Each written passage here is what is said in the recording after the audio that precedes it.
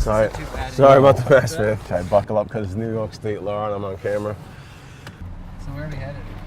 We're going to Pete Talaferro's farm, and then later on today we will be going to Ray Bradley's farm. Pete and Ray suffered pretty substantial losses. A lot of guys really got hit. It's not really making the news coverage, but they lost everything. The focus is mainly that New York City wasn't destroyed. Right. But Irene and then the subsequent rains the week and a half later devastated parts upstate and into Vermont. In places that we're not used to getting, in that time of year we're not used to getting that kind of flooding that we have never really seen since the 50s.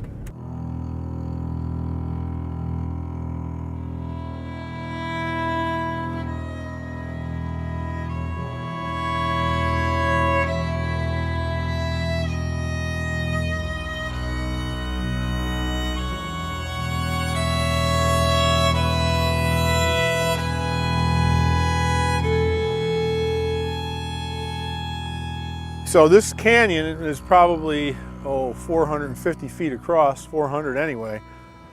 And then you go down 15, you go down 16, 18. This whole canyon was filled with water, and then the water came up another 6 feet above it. So much water, it's just unbelievable. This was all sweet peppers. I mean, now they're just skeletons. They're completely gone. You can't even see any remnants of any fruit because the fruit all got washed away with that second batch of water that came in here. Some of these tomatoes were like this.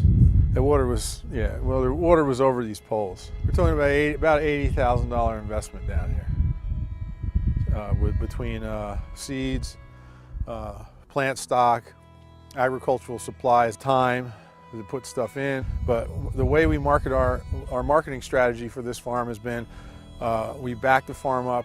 The farm is 60% of the farm's products go through our community supported ag program, CSA. And that's where people put their food dollars into the farm early in the season, which gives the farmer operating monies to carry through on a crop. But at the same time, they're also taking the same risks that the farmer is taking on. That's part of the contract. So if we lose out, they kind of lose out. So when this happened, I didn't know how I was going to approach the people because I knew there was no way that this farm could feed 330 families. So I just spelled it out, and the flood of support came in from the CSA. It was tremendous. I mean, everybody just said, whatever you need to do you want us to pay for next year? Do you want to borrow our pickup truck? Do you want us to come down with our kids? Do you need tools? Do you want us to cook for the people that work for you? I mean, it was just unbelievable. So, I mean, that in itself cut us a tremendous amount of slack. We want to turn it around so we can say we made an honest attempt to turn it around and do something for the last 3 or 4 weeks of the year. But without the CSA, I got to tell you, and we'd be in big trouble if we owed the bank.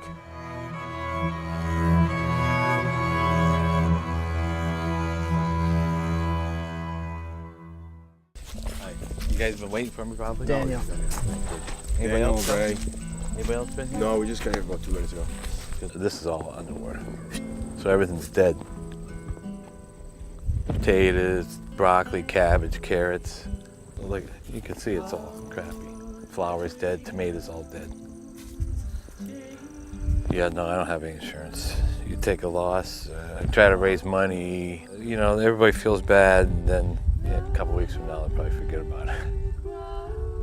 I mean, but there's nothing you can do. It's not like, it's out of my control. I didn't think it was really gonna get like that. Because I was working on Sunday in the kitchen making stuff, and then Monday, forget about it, you couldn't even get here. We need either help from the government or a big loan or something just to keep you, in business. If I get a low interest loan or something like that, or then they're even talking about collecting unemployment. So I got to look into all that stuff this week. If I just figure if I can cut my losses and stop the stuff that costs me a lot of money, like labor, and do everything myself, cut back, that's got to help a little bit. It's just, we'll be selling less, I guess.